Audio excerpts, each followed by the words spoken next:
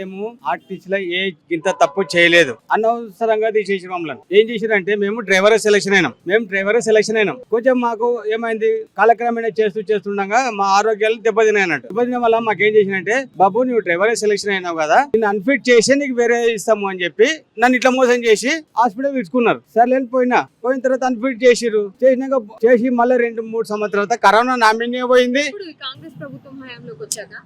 చెప్తా మన corona nominee పోయింది. ఇది మన ఆర్టీసీ మాది ఇంతకుముందు స్ట్రైక్ జరిగింది చూడమ్మా, అది మా మీనే పోయింది. అదే మా మీనే పోయింది. ఆయన ఇప్పుడు ఈయనకు అన్ఫిట్ చేసి పక్కకు దొబ్బేసిన తర్వాత ఇలా ఇంట్లో ఒకరికి ఉద్యోగం ఇవ్వాల్సి వస్తది. కానీ వీళ్ళు ఫిట్ అయినా తీసుకోలేరు. ఇప్పుడు ఈయన అన్ఫిట్ గా చేసి పక్కకు దొబ్బేసినా కూడా డ్యూటీ ఇవ్వడం జరుగుతలేదు. అసలుకి ఎలాంటి రెస్పాన్సిబిలిటీ డిపార్ట్మెంట్ నుంచి లేదన్నట్లు. చిన్న తప్పుల వల్లనే అందరికి ఉద్యోగాలకు నుంచి తొలగించిండ్రు.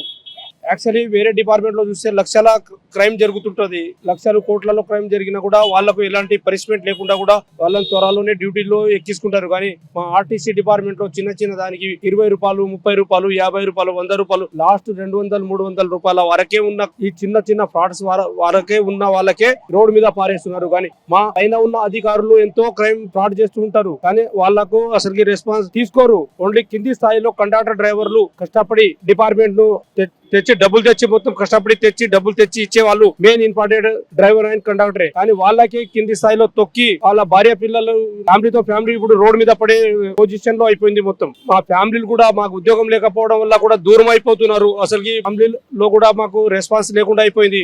రిలేషన్ లో రెస్పాన్స్ లేదు. మేము ఈ డిపార్ట్మెంట్ ను నమ్ముకొని చాలా కష్టపడి ఈ డిపార్ట్మెంట్ కు మంచి పేరు సంపాదించాం. మేము ఎన్నో రాత్రి పగలు డ్యూటీలు చేసి డిపార్ట్మెంట్ లాభాల బాటలో పట్టించాం. కానీ మా ఆఫీసర్లకు మా పైన ఇంత కూడా కనికారం వస్తలేదు. అసలుకి 4 సంవత్సరాలు అయింది ఇప్పుడు వరకు. నా ఉద్యోగం పోయి 130 రూపాయల కేసే కావాలంటే బలవంతంగా కేసు రాశారు. ఎందుకు రాస్తున్నారు సార్ అంటే కూడా లేదు, మీకు డిపో నుంచి ఇంటిమేషన్ ఇచ్చింది, మీ సార్ వాళ్ళు మీకు ఏ విధంగా కేసు రాయాలని బలవంతంగా కేసు రాసి ఈ రోజు రోడ్ మీదకి పారేసిన పరిస్థితి ఉంది. 4 సంవత్సరాలు అవుతుంది. ఈ రోజు నా పిల్లలు కూడా ఎక్కడున్నారో కూడా వాళ్ళు వస్తలేరు, ముందుకు మాట్లాడతలేరు. చాలా బాధాకరమైన విషయం ఉందండి మేడం.